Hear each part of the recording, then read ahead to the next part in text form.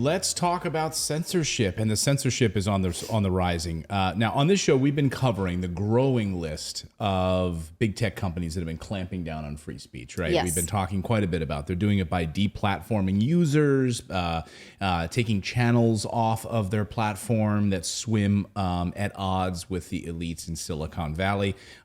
Here are just a few examples, right? I just wrote down a few examples that I could think of off the top of my head over the past few weeks. Us? Well, Are we at top of the list? I was thinking of the big tech companies. So Twitter, Facebook, Google. Oh, about Twitch, people who Twitch has just been... took down 2 big streamers. Yeah, we're going to talk about that here in a second. Okay.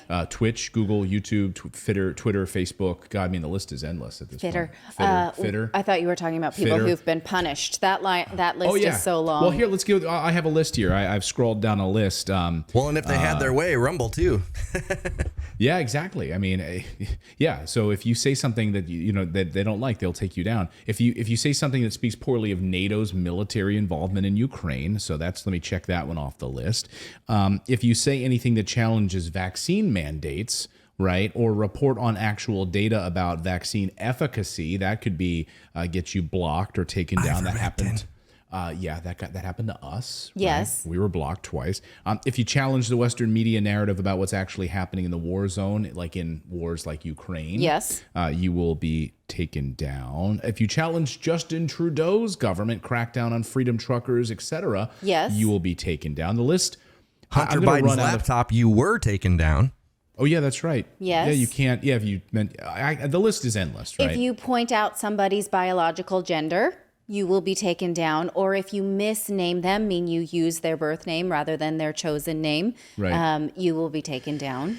Well, as we reported last night, there's a new front in this line of censorship now. And it involves smug little asshole journalists who call themselves journalists, these little journalists are basically reaching out to major tech platforms under the auspices of writing stories where they're basically reporting the accounts they find offensive or questionable. So let me explain. Last night we shared the story about the Globe and Mail reporter who actively was pushing Rumble to try and censor certain creators. Now, I did reply him on Twitter and ask him if he was going to look into not only why Rumble refused to censor certain platforms, but why other platforms were in fact censoring, because that would make an unbiased research for a journalist, right? That's sort of journalism 101, is that you should interview someone from both sides. Didn't hear a reply back, but I did ask. Of course, because you don't fit into that. No, that's outside of the narrative. You can't actually have that discussion. He has an agenda, and he wants the answers within that agenda. Well, today we're learning the very same thing David mentioned a second ago from the Financial Times. So if the Financial Times, not like Globe and Mail, I mean, Globe and Mail is still a big publication, but the Financial Times. So let's break this down. So the Financial Times was working on a story about Amazon and Twitch. And they yanked down a channel. It's called Infrared. I think it's called Infrared specifically. And the head of that channel, Infrahaz, tweeted this: breaking. The reason for both my and Jackson Hinkle's ban from Twitch was because they were contacted by journalists from the Financial Times today after a Tech Transparency Project report defamed our stream content as, quote, Kremlin propaganda. Here's the story in question from Amazon.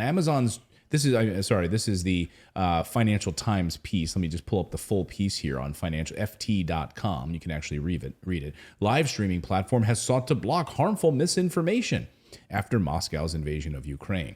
And then here's the headline. Amazon's Twitch bans some channels after researchers find pro-Russia propaganda. Then it goes on. And they're failing to say that they're the researchers. Right. Oh, I know. And it's not until later in the piece does it even claim here that the channel had almost 20,000 followers. It was banned shortly after the company was contacted by the Financial Times on Wednesday evening, as there were 3 others cited in the TTP report. So these journalists, I guess you could almost call them like activist journalists. They're finding content on Twitch and other platforms that they don't like. Yes. And they're reaching out to these companies. It's like calling up YouTube and be like, hey guys, do you guys know that there's a channel that's talking about some things that are unfolding in Ukraine? And I don't like it. I'm a reporter with the New Well, York Times. what are they saying? Let's break down specifically what they're saying that they don't like. I think Glenn Greenwald does a great job in his Substack saying it's not people who are saying, yeah, Russia was right to invade Ukraine. No, it's people who are actually questioning whether it makes sense to arm Ukraine. Right. This is Glenn Greenwald's piece. And specifically ask whether or not it's wise for NATO and Western expansion to happen. Is that actually in our best interest of humanity? He writes, their crime, this is what Glenn Greenwald writes, their crime, like the crime of so many other banished accounts, was not disinformation, but skepticism about the U.S. NATO propaganda campaign. Put another way, it's not disinformation, but rather viewpoint error that is targeted for silencing. One can spread as many lies and as much disinformation as one wants to, provided that it is designed to advance the NATO agenda in Ukraine. That's the truth. Yes. It's nobody here is saying, oh, Russia was justified in going in and we think Russia's doing a great job. That none of this is that content at all. It's skepticism about what is Ukraine doing with all of these weapons. Is it right to take a side here, and what side are we taking, and can we look because a lot of people didn't even know where Ukraine was on a map that all of a sudden are trying to change their Twitter flags, right? And so if you didn't otherwise know much about Ukrainian government and all of a sudden you support its existence, right? Is that informed consent? Should we maybe think about it's just critical thinking that is being attacked here. And I think one thing that we don't know either is it starts off with the journalist contacting, and if the platform takes action after hearing from the journalist, but let's say they don't, because what happened to DuckDuckGo? Were they contacted by somebody higher after a journalist tried maybe to ask them questions? We don't know the whole story. Is there a process? If they're not taken down by this method, then the DOJ comes in, or whoever comes in after that to try. Yes.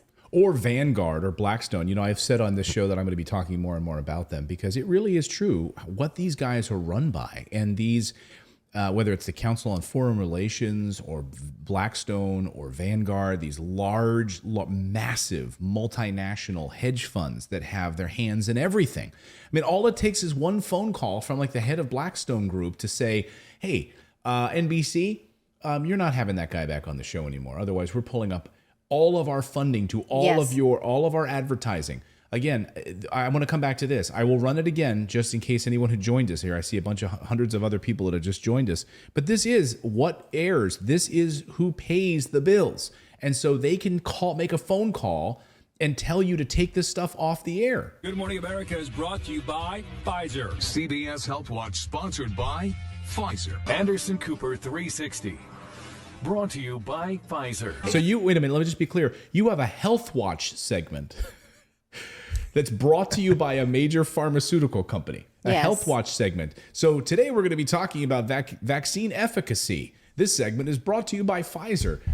That's doing a segment on the effects of sugar, and it's supported by Coca-Cola. It's financed by, sponsored by Coca-Cola. What are they so afraid of, right? In the same vein as them being afraid of us talking about any contraindications of the vaccine, it was you couldn't even talk about the most minute reporting of an adverse effect because they're worried that people are too skittish to think for themselves. And if you say one bad thing, then people won't go out and get vaccinated. The pandemic will rage on for all of us, right? There's holes in that logic, but I think it's insulting, the idea that you should not be able to think for yourself. You should not be able to read all sides of something, that you should not be able to see certain things because you are only to look down this tunnel and have tunnel vision. Right? And only think this one thing because the rest of us, look, we're all afraid of idiots. I'm afraid of idiots, sure, right?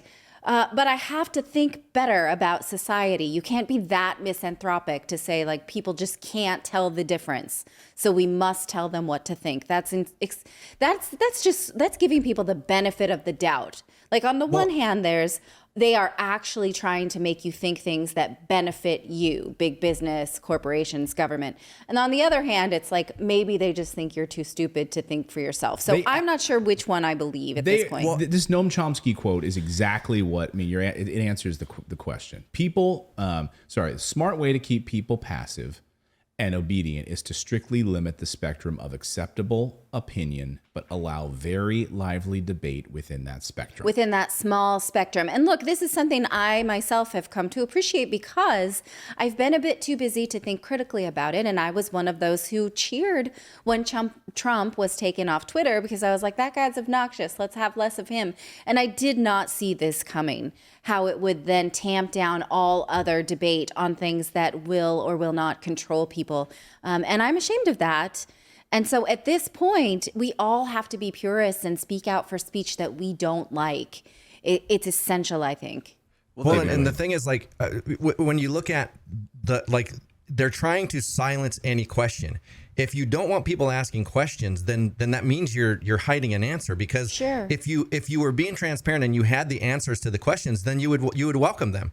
But obviously, you're questioning. So that just, in my opinion, and my feeling is that just proves that they're lying about things. Well, and it's lying and hiding, and they're hypocritical, and they're and this is the thing that I think Glenn Greenwald points out, and I've got another story here in just a second, which is a bit of breaking news I want to show. But this is what Glenn Greenwald says here on this point about the other side, right? He says, yet there is no censorship either by Western states or by Silicon Valley monopolies of pro-Ukrainian disinformation, propaganda, and lies. The censorship goes only in one direction: to silence any voices deemed that are pro-Russian, regardless of whether they actually spread disinformation. The Russians with Attitude Twitter account became popular in part because they sometimes criticized Russia. These were two English speakers who ran this Russians with Attitude Twitter account. They were more careful with facts and viral claims than most U.S. corporate media outlets, in part because there's such a paucity of outlets that are actually willing to offer any information that undercuts the U.S. government and NATO want you to believe about the war. And of course, they were shut down. The Russians with Attitude Twitter account was account suspended. Well, just a few minutes ago, we got news that Warner Brothers was being slammed for what they're doing in China. See, here's the hypocrisy, right? These big Silicon Valley tech companies, they can tell you what you can and cannot hear. They can go all woke and tell you how we have to stand up for LGBTQ plus rights and on all of these things, right? But then when China says, hey, we want you to remove a 6-second clip, a gay scene out of the new Fantastic Beasts movie, the Dumbledore and Grindelwald film, to be released here in China, you have to remove this gay scene, otherwise you can't show it. And Warner Brothers goes, okay, fine, China, whatever you want, that's no problem. If it's going to cost us any money, we'll go ahead and do that. So now Warner Brothers under attack because they cut out this gay scene from the Fantastic Beasts movie to appease communist China. Like, isn't this amazing? Like, I love the hypocrisy of Silicon Valley. It's unbelievable. And it's hilarious because, you also had people going after J.K. Rowling herself for her stance about gender. And, yes. It's like, it's hilarious, this back and forth. And I just find it absolutely Well, and it just troubling. further proves how, like, this statement covers everything. Follow the money. Like, what is one thing that's going on that there's not somebody massively profiting from on the other end? Yeah, exactly. That and so it's like when you're looking at like the censorship aspect, if the truth was obvious, I mean, there would be no issue. The thing is, like, there's a long track record of which we later find out that what we thought was true, that the U.S. government told us was true, Iraq? that ended up being not true, and Yes. they knew about it. So there is a track record there that we should legitimately be skeptical. And it's so interesting that like you can look back at all these things like, but no, you have to believe us, and everybody's like, no, you have to believe them. And it's like, Yes. but it's not like I'm making this up. Well, and just recently with the Hunter Biden laptop story, like, there are still people who are banned from certain accounts because of that story. And Right. that has been proven that they were correct, and now they're still banned. So, like, what's the road to redemption for people getting banned for things that ended up being true? Yes, yeah. And even, when the We Stand with Ukraine movement started, I just felt like I don't feel like I am prone to believe what the United States government is saying, period. And I just, I felt like I'm going to take a pause here and just wait, because it's a fool me once, shame on you. I'm not going to say that right. Well, There's no way that's coming out George right. W. But you know what I mean. Fool me twice, shame on me. W. George W. Bush taught all of us that we should never try to you say can't be that fooled again. publicly. That's But you can't be fooled again. You can't be fooled twice. Is Yeah. the point of the story.